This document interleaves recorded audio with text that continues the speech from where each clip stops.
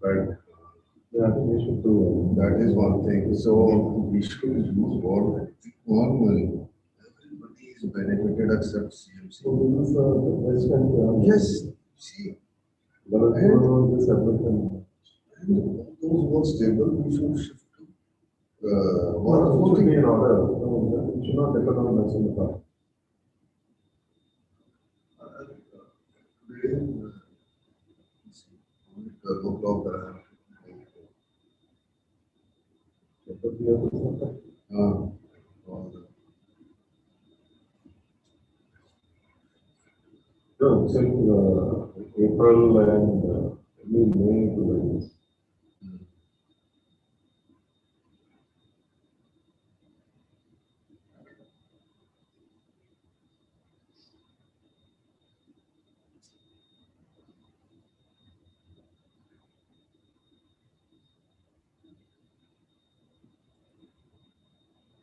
vaccination we should to go on the assembly of that's it.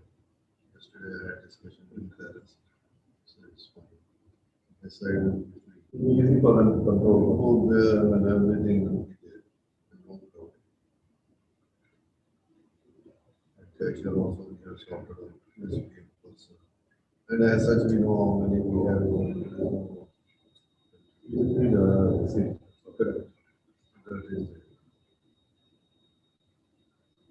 So these are the things. I think these are an opportunity for us to work on.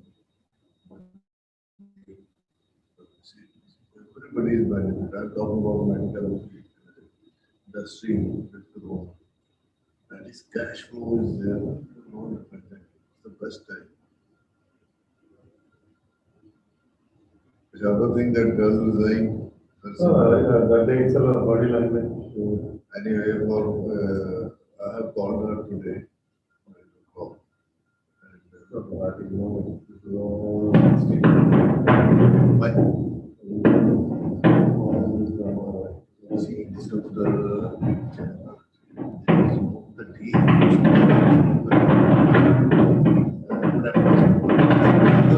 Against you. Why?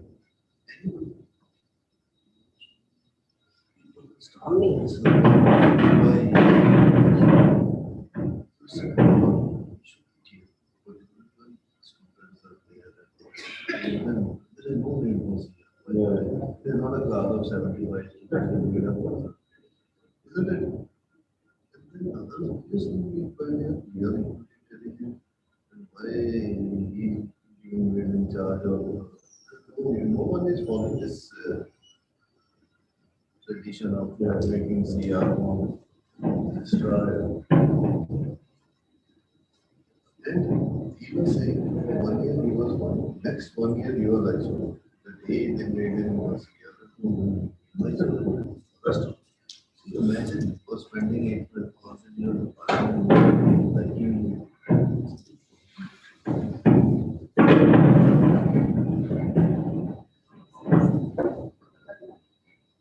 Yeah, we should keep that. Actually, There's a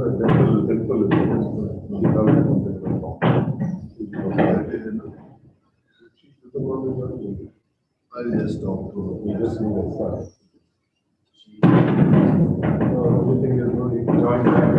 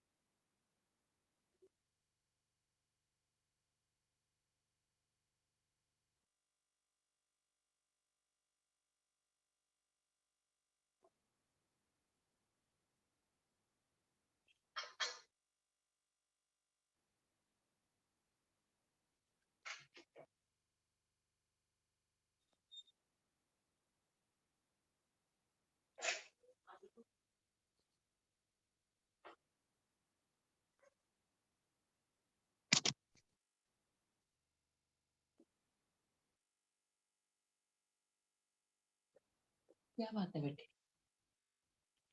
ये मेरी study है अभी एक ना।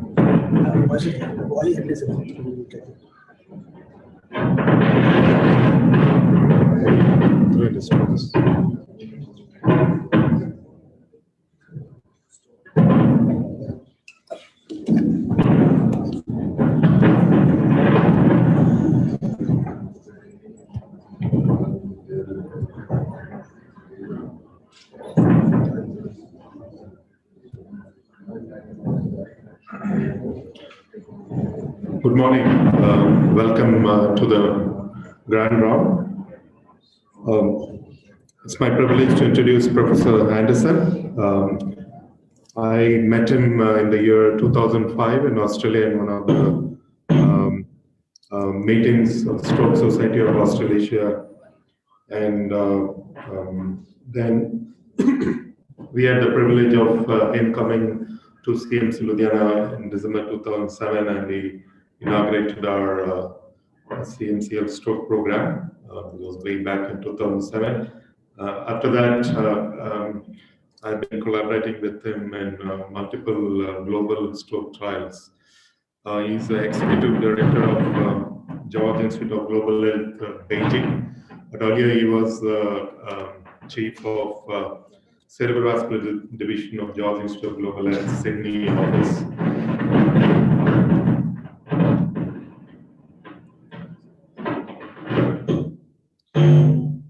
And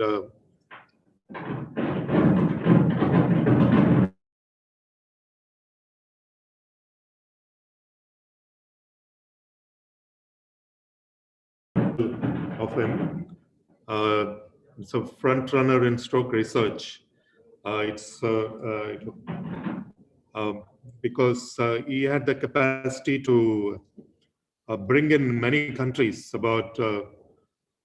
He has conducted global stroke trials in about 20 countries. No one had that capacity to bring in countries in Europe, Asia, North America, South America, and one of the persons from Cincinnati, he states there that Craig's research is pragmatic, collaborative, global, and impactful. Now, whatever trials that he had done, it had changed the practice. So these are some of the trials. It started with the first four. The top four are all BP reduction in stroke patients, and we were fortunate to be involved in some of these trials. I was in the steering committee of Interact 2, Enchanted, EdPost, and we coordinated four important trials in India: Interact 2, 3, Enchanted, EdPost, and SAVE. So even now, he has a few global trials which are ongoing, and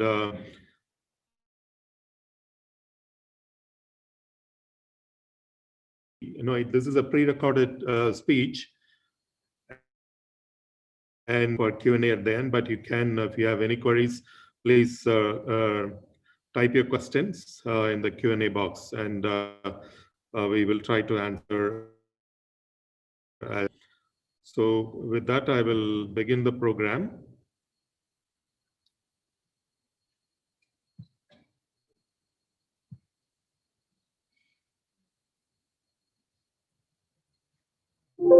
Hello, Christian Medical College. It's a great pleasure to present this grand round on how to get your research grant, complete your study, and get it published. Actually, this is the life cycle of research: getting the money, doing the research, and then publishing. All research needs to be published. For most of you who are training, you generally have to focus on the latter two. Your boss, your professor, your head of department, he or she's done the hard work to get the grant. When you mature as a researcher, this is effectively what your career is doing. Writing grants, doing studies, getting things published. Writing a grant and publishing articles is very much the same. Doing the research requires management skills, and I'll go through each of them. Why is research important? Well, two doyens of the area have made some very important remarks in this regard. Professor Doug Altman, who was the Professor of Medical Statistics at Oxford, he said that it's to maximise the benefit to society. You need to do research well. And he was quite critical. He said that very few research is actually of high quality. There's a lot of research that's going on that's low quality. And similarly, Sir Ian Chalmers, who established the Cochrane collaboration, he wrote a series of articles in the Lancet a few years back where he highlighted the problem of so-called research waste. Well, both of them are highly critical, but, you know, doing research requires training and skill, and we have to start somewhere before we can move to high quality.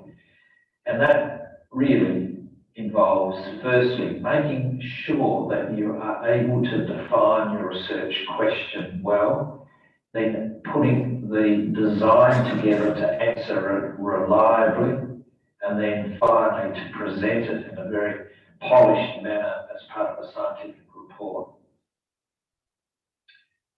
So why is research important? Well, for all of us,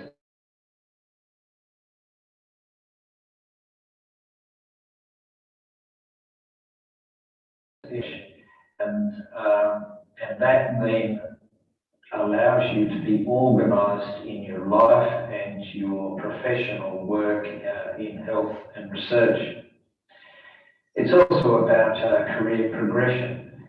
Research achievement in the form of publications is the most readily measurable output of your productivity, and therefore differentiating your skills for top jobs. Research is about international collaboration now. The world effectively becomes your opportunity to engage, and with the internet, we can do this now very much with webinars, and that's been pushed forward significantly with COVID-19.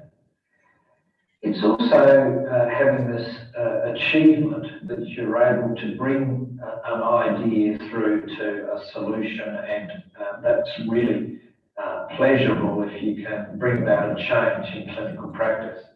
What drives me in medical research is the fact that over several years, if you're fortunate enough, you can get a result that can be implemented into clinical practice.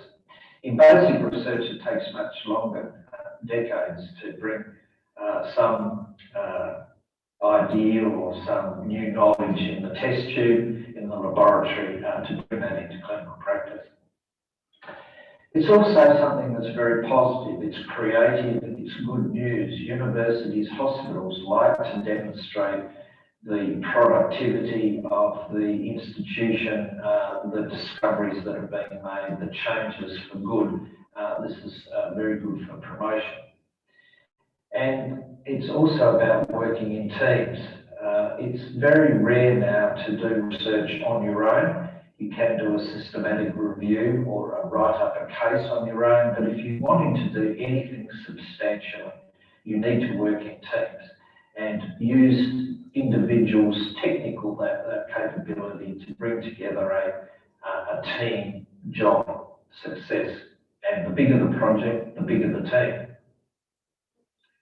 Therefore, smart people, good organisation, good team skills is translated then into organisational strengths.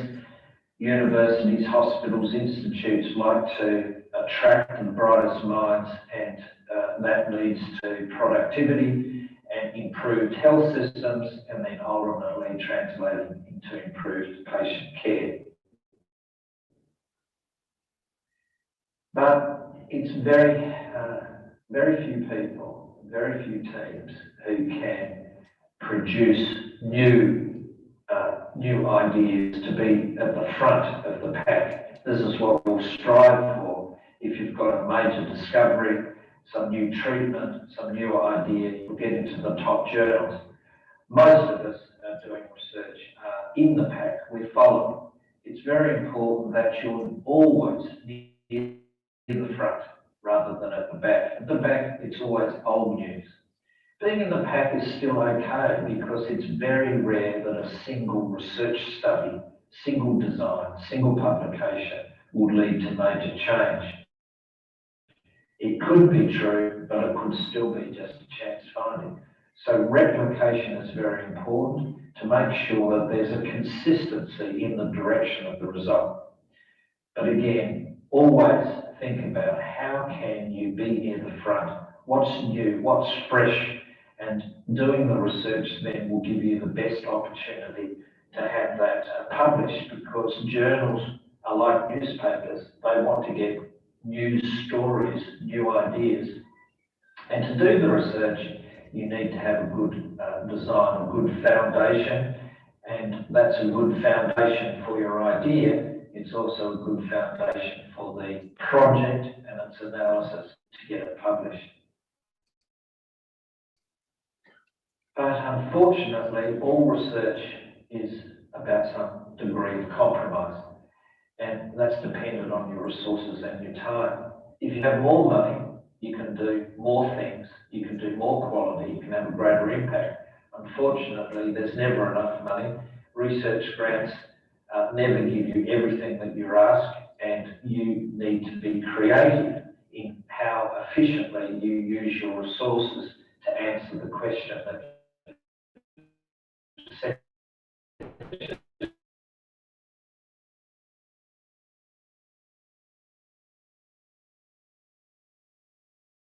collect how much time do you have available, and how much time do the people you're working with have got available. How much quality control and checks do you want to make around the data? And also now, and I'll touch on this later, you have to make sure that you've got enough time to write a protocol, get the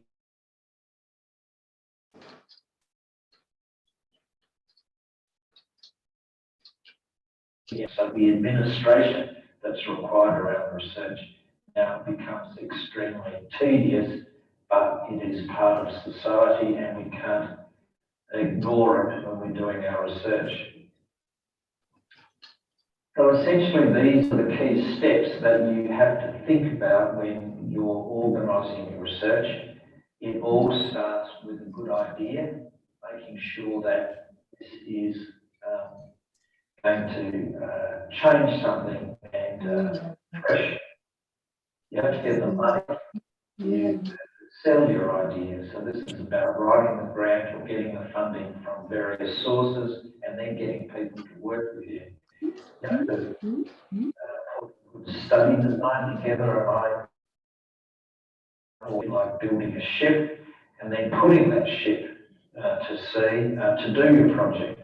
You have to make sure that it's a sturdy ship. It's not going to leak where you have to bring it back to shore to do some repairs. This costs more money, you lose time, you jeopardize your study.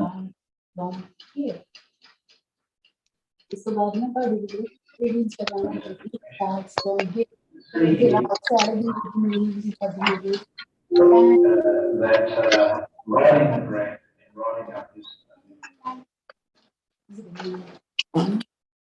start with the good item. It has to be new, it has to be fresh. Nobody's thought of it before, or you're looking at a new approach, a new patient group, a new setting. Always think of something new you can add into your project.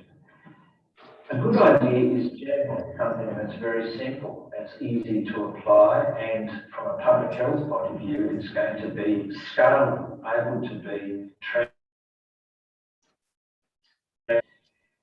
Your idea has to have a good scientific rationale, and you have to research your idea and have it supported by the epidemiology, maybe meta-analysis, funding for for research grants is very conservative. Reviewers like to make sure that it's a good idea, but it's well supported. You can't just go in with your idea alone. You have to make it rational. You have to have a good design, a clear protocol, and you have to make it all feasible, that you can answer the research question that you've set yourself within the likely available resources. How much money and how much time have you got available to do the research? So thinking about your question is really quite critical, because it forces you to clarify your thoughts and your hypothesis, and it forces you then to think about how best to put your study design together. Where will you get the subjects? How are you going to recruit them?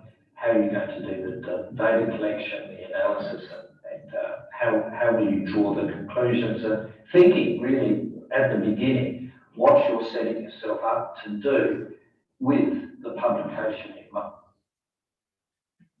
Where do you get these ideas?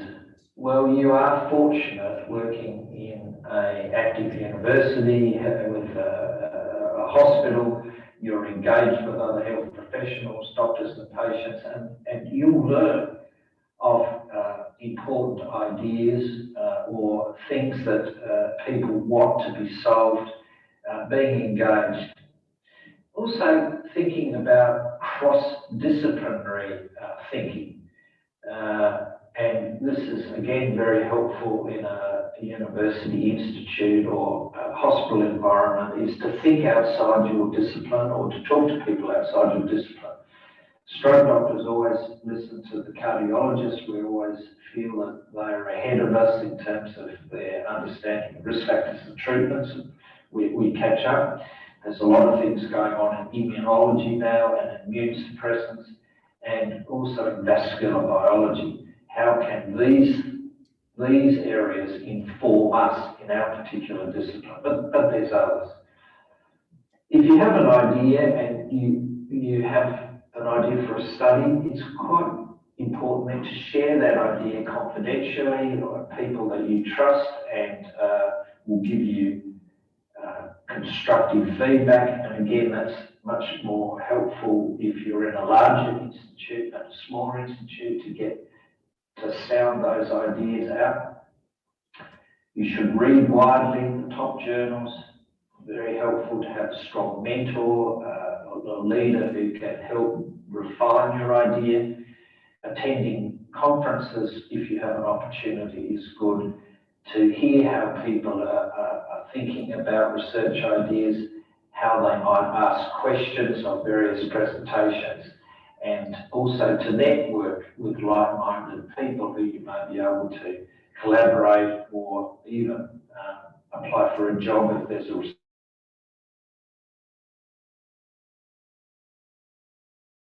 position to be part of the research community, because you are invited to review journals and grant applications, fellowship applications, that you get to hear about what's happening in research before it gets published, and to guide people in their direction.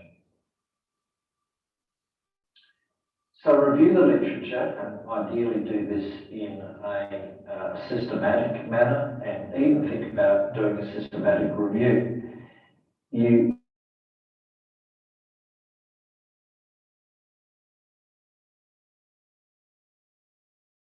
trials. If you've got an idea, you want to do a topic, you're already developing your protocol, it's important to see what else is going on in different parts of the world, because they might have already thought of the idea and have developed a design, and you can go to a clinical trial site, look at the details of the registration. They may be posting an update on the progression of their research, and you may even then be able to communicate with them by email for an update or for some advice. I mentioned before about talking to a mentor or a professor to whether they could advise you about your idea and your design, and take that idea and write it down into a short protocol it helps you focus your thinking on exactly how the question will be answered, what's the design, what are the particular issues, and then share that and discuss it with other researchers in a small group. And if everybody agrees you work through the issues, then often you've got to take that out to people you want to work with to see whether they'd be happy to work with you. Because if they think that your research is not going to work or poor quality, they're not going to recruit patients for you, then you have a problem. You need to think about the availability of funding. Does it match with what you want to do? What's the timing? And then, as I mentioned before, also think about, well, if I'm going to do this work for the next 6 months or 6 years even, what is the end result of that? Where am I going with my research? What is my reward for this effort in terms of publication or a higher degree? So let's think about the study design.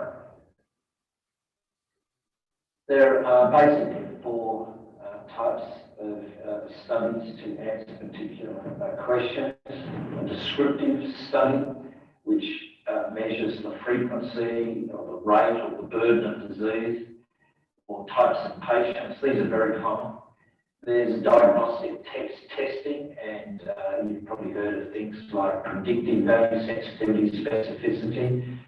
As clinicians, we're very interested in how useful various investigations are or clinical scales. And that can then work into predictive variables, which can help us in terms of triage patients, how we talk to patients and their families about their likely prognosis, and how we can direct patients towards therapies that we hope will produce the best outcome with safety. And then finally, the ultimate goal is to evaluate interventions against a control or comparative intervention, which is an RCT. So the first 3 are all observational, and the last one is a randomized controlled trial. I want to emphasize a few things when you're looking at epidemiology and its problems, is that most epidemiology is to describe associations, and this was put together by a famous English epidemiologist about 50 years ago now. The criteria for causation, association to imply causation. There are 9 criteria, but effectively it's the first several that are important. There's a strength dose relationship, so more of a particular exposure risk factor is more strongly related to it. So, you know, if you've got a binary like hypertension, yes or no, it's a little bit hard to measure strength of association. But if you look at degrees of blood pressure categorically,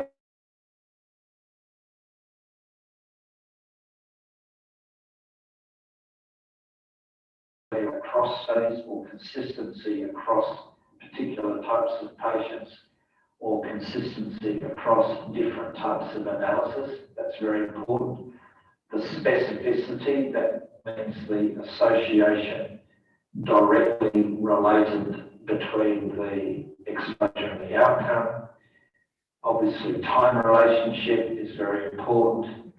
Biological plausibility, biological gradient, and biological plausibility are all very important. But ultimately, this is association and it is not necessarily causal. And let me try to explain this in a diagrammatically way. So if a particular health outcome, for example, heart attack or its risk in relationship to a particular exposure, a risk factor or a particular drug in the association, to show that there is a direct association, you need to look for independence, which means you have to measure other particular confounders. A confounder, by definition, is a factor that is associated both with your exposure that you're interested in and the outcome of interest. And you have to adjust for them, which you have to measure them, and you have to adjust for them. And some things you can measure well, like weight, and some things that are a little bit harder to measure, like smoking, or physical activity, or mental health and well-being. But these are the things you can measure, but there's only so many things you can measure and have the ability to measure. So there's some things you don't measure, which are unmeasured confounders. But there's also things that you don't know about, they haven't made the discovery at the time, which are unknown. So always with associations and studies, there is the likelihood of what's called residual confounding, because you can never adjust for everything to look at the independence of a particular exposure and outcome. And that is why a randomized controlled trial can trump association studies, because ideally you are adjusting for all confounders by the art of randomization, by determining a change in one variable that obviously can be changeable against a control, with all of the other factors balanced out, changing only one thing. So with randomization, you can balance things that you can measure, but you can also balance things that you can't measure to examine the outcome, whatever that is. A drawback, though, to randomized controlled trials is selection bias. The proportion of patients that we include in our study population is only a small proportion of everybody in the population with the disease. So ultimately, this result, we want to make it as reliable as possible. We have to then interpret that result in terms of its applicability or its external validity or its generalizability to the people we see in our hospital or our clinic. The tighter the inclusion-exclusion criteria, the more narrow the result here in terms of its applicability. So you should always read the inclusion-exclusion criteria. You should also understand the rigor of the randomization process. You should look at the characteristics of the patient and their balance, and you should examine how the outcome assessment has been measured and memorized to make sure that the result is a true result. Unfortunately, randomized controlled trials, being the more rigorous, are also the more expensive. And that is why most randomized controlled trials are undertaken by the pharmaceutical industry. And it is also a big investment for them, because you can see here through the life cycle of drug development to bring the many thousands of compounds that are discovered in the laboratory, to be able to bring them into the market for an approved agent. You can see here that it's very small, one out of several thousand through this phase of development. And the success rate here is very small. And I was always told that maybe only 1 in 10 of the patients, 1 in 10 of the compounds that move into clinical phases, it's 1 or 2 of them become the blockbusters that have got to pay for the development of all of the others, and for all of the laboratory work that goes on. For academic studies, and I've been fortunate in my career to have had the opportunity to be able to do this. Our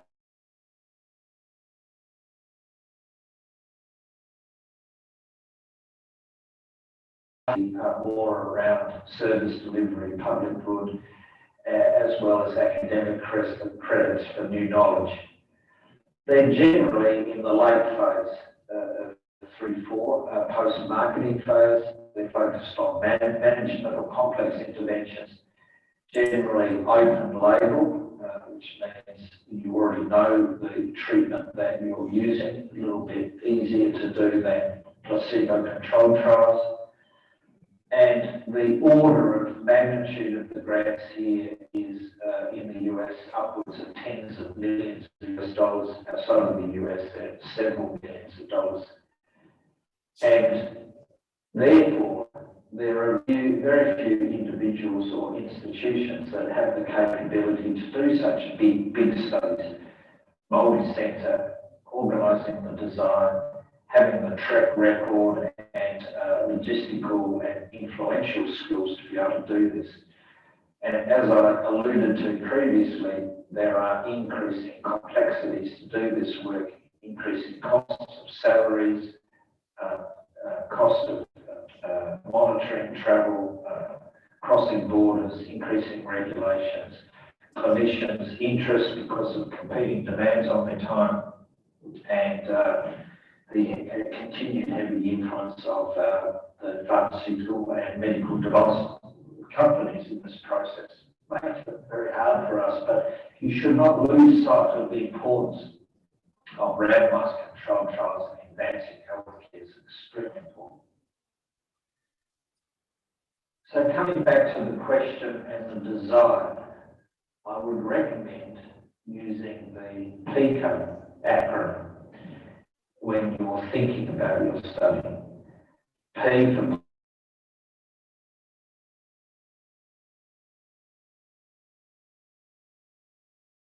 criteria, age, sex, disease category. What is your intervention or exposure? How do you measure it? And what is the comparator?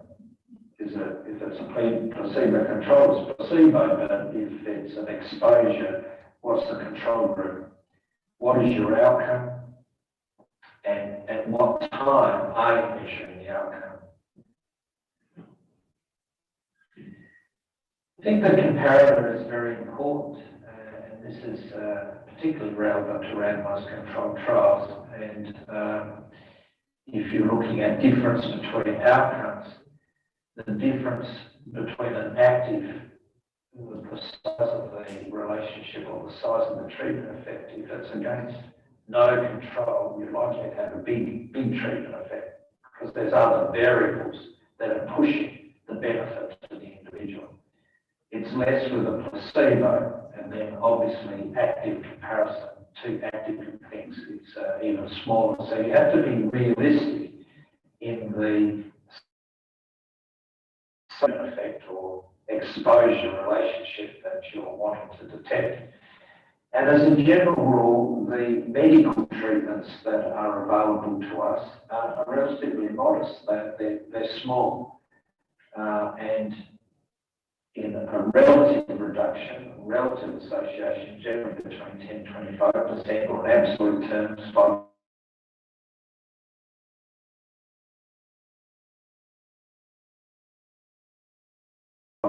towards comparative effectiveness, the comparison between active treatments when they're very small differences. We look at alternative approaches to testing to superiority, and you may have heard of this term of non-inferiority. It's no worse or comparable, or we use the effectiveness against cost, so that a similar effect but with a cost saving alternatives when we do the analysis.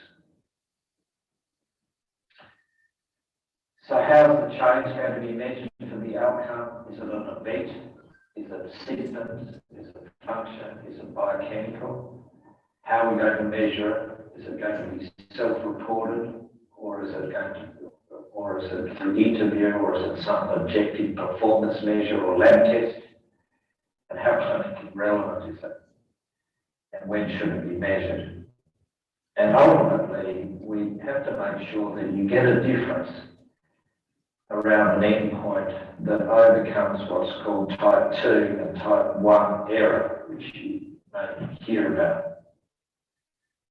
And I also want to mention this difference between the P less than 0.05 and 95% interval, which are very important.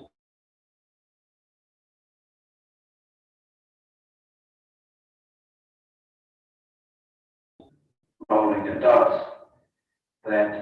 Rolling a dice for 2 sixes, your chance of throwing a double six is 1 in 36.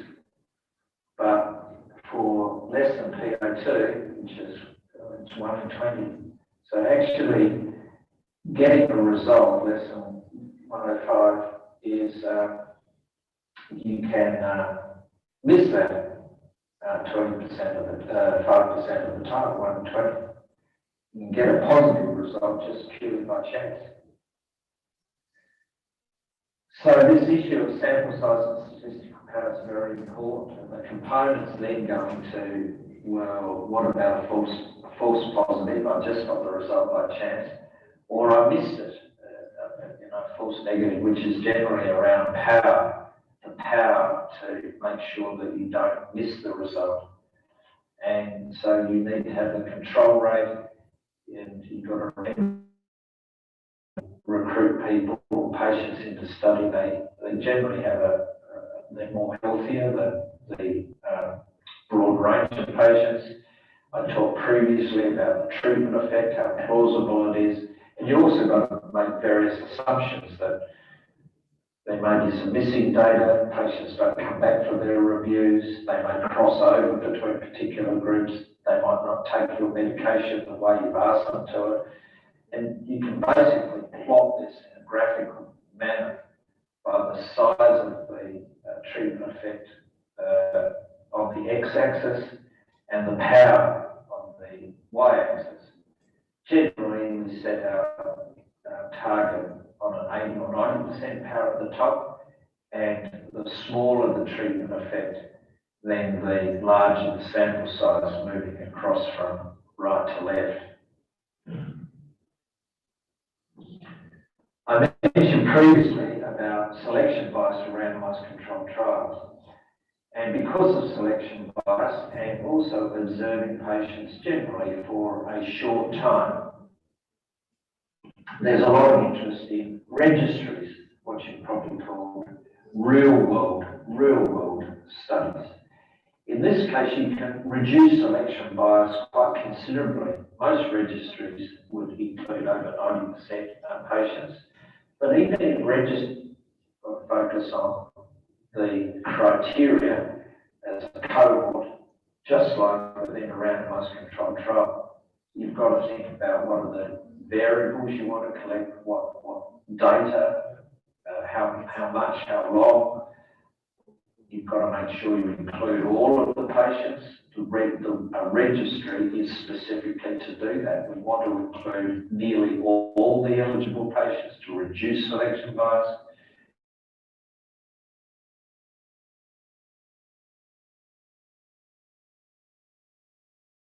For their disease in a consistent manner with standardized measures and standardized time points. Ideally, your outcome should be by someone who is blind to the exposure variables that you are investigating, and the outcome should be as complete as possible. And you've got to remember that not all of your patients come back to see you in your clinical study, and those patients have characteristics that differ from all of the patients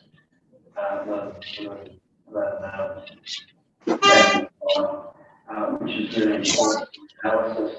And then finally, how do you consent to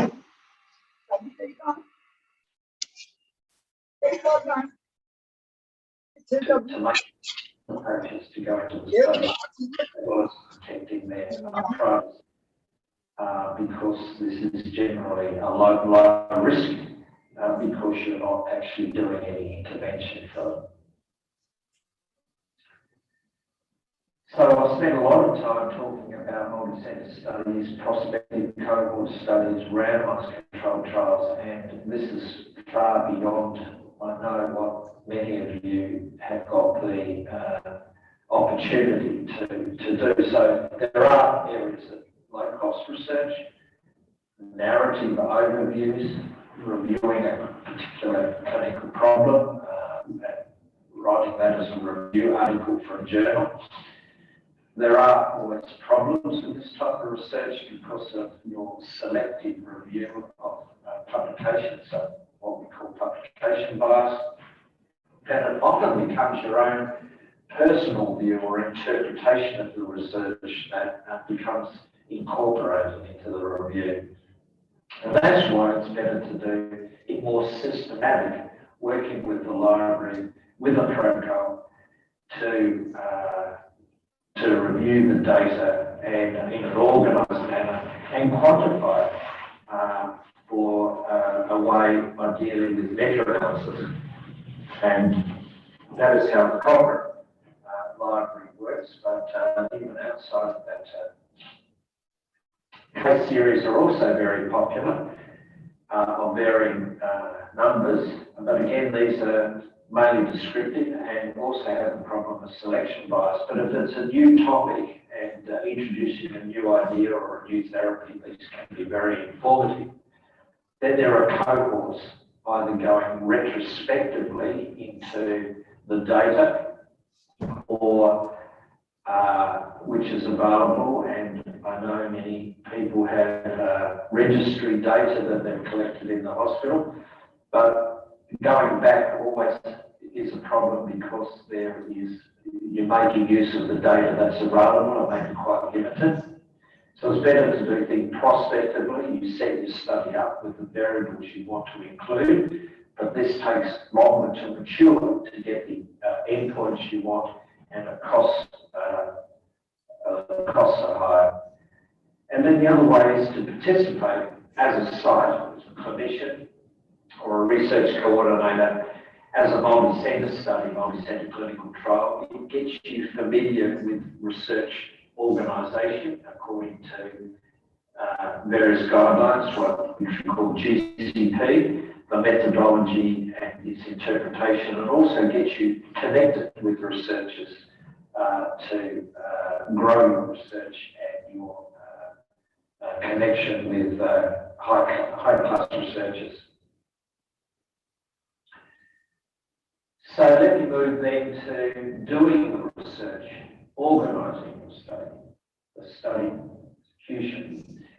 There are the various challenges that you have to overcome. Obviously, getting consent, getting approval, getting the people to understand randomisation, if that is what you're including in your study.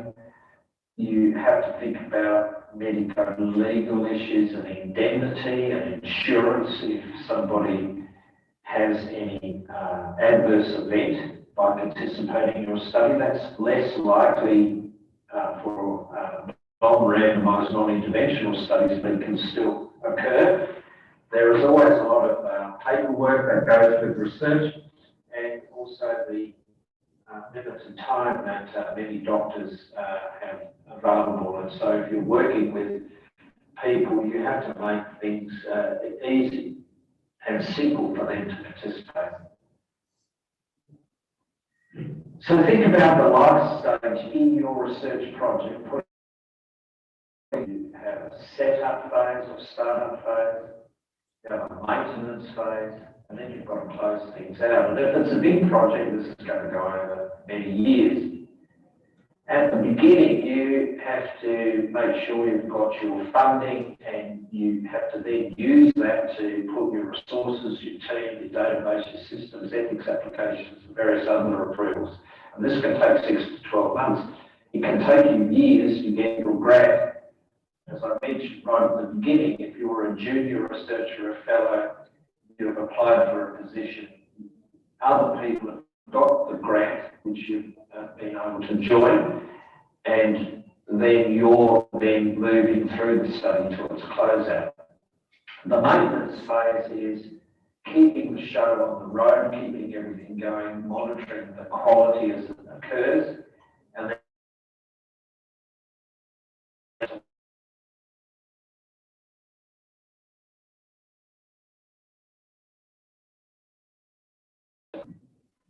And you've got to do this very efficiently because you've got a fixed amount of money for a project over a particular time. You don't want to spend too much money here or here, run out of time recruiting your patients, you're going to run out of money if your study does not achieve the goals that you set out to do. And so for a large project, it's like managing an army or a big funding, a big group of people. And it's also like organising a business.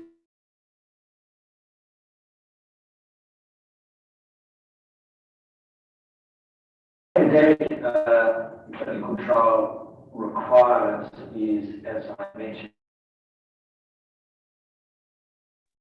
its execution and its relevance. You should make it pragmatic, easily incorporated into routine practice. If you're working with people,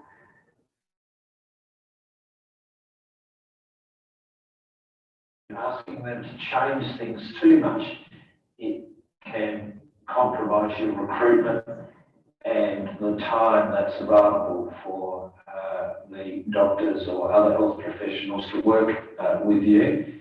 And that is why double-blind placebo-controlled trials are particularly difficult, because of the enormous amount of requirements required now for regulatory or importation of drug across borders.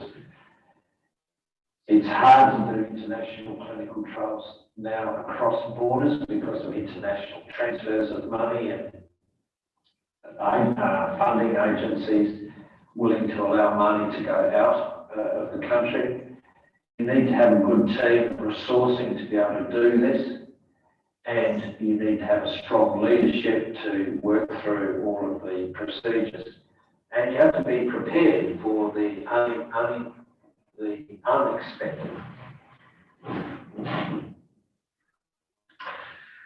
So, this is about organising the study, thinking about the study, and as I mentioned before, getting your grant and writing the study up are very similar.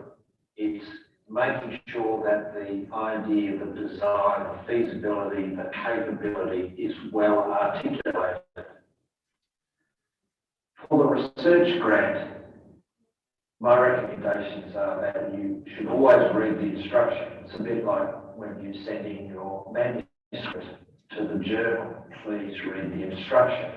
What is the requirement for the formatting, the font, the margin, the structure, the organisation? If you need letters of support, you need to get that in a timely manner, and you must have to make sure that you've got a good deadline clearly in your mind that you're working towards. The reviewers of your grant are looking at several criteria. They're looking at the impact of this research on the particular question or advancing knowledge and its application to health service delivery. So how's this going to change things? How is it going to improve health and well-being or scientific knowledge? Is your design absolutely rock solid? No holes. Do not leave any doubt in the reviewer's mind. And this requires skill.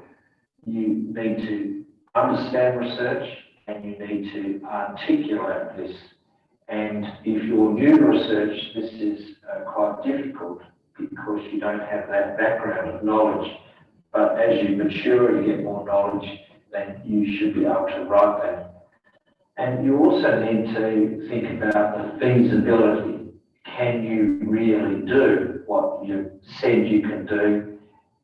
You need to make sure that you've accounted for enough time setting up the study, doing the study, getting through the regulatory systems and the analysis. And the best way to show feasibility is your track record.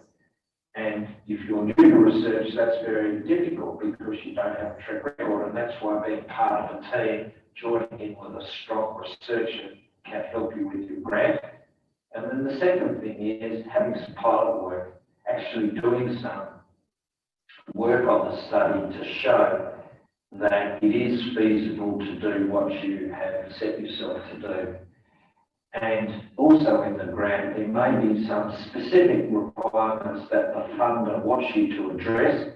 And clearly now, one of the issues on funders' minds is risk mitigation, and particularly around the impact of COVID in terms of recruitment and safety, both to patients and to staff who are doing the research, but also particular funding bodies are interested to ensure that there's equity amongst minority groups and gender.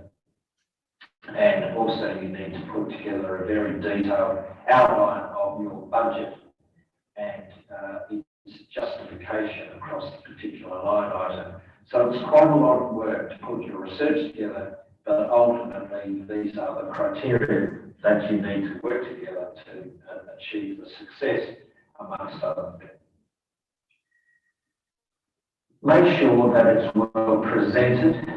I would recommend Times Roman. It's a softer font than Arial. Justifying your paragraphs makes it look more professional than if it's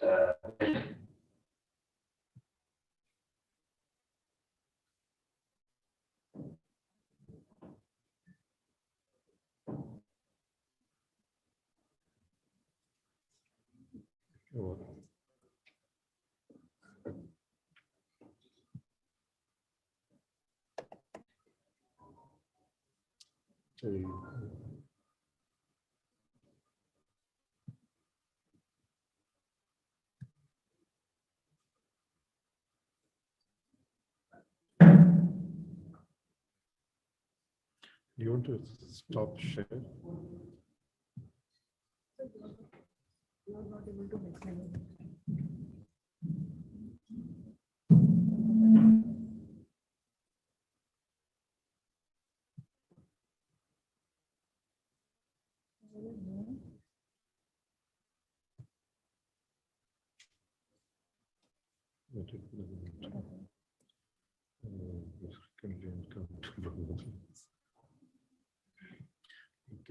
Basically, they can help me to stop share.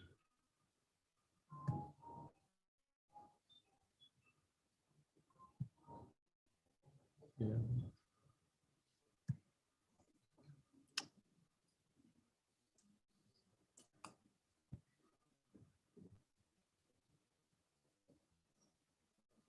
Yeah, we can click on this one.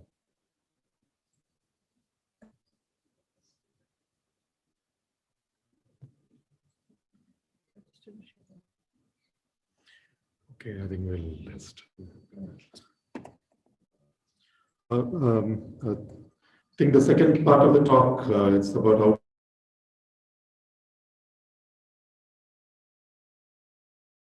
analysis and so we'll do it next time, maybe next month. So any questions anyone has?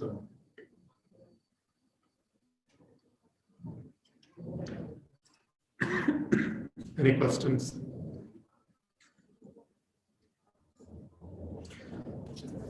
Okay, so if not, now we'll announce the second part of the talk maybe sometime in April. We'll do it. Yeah. Thank you. Thank you very much.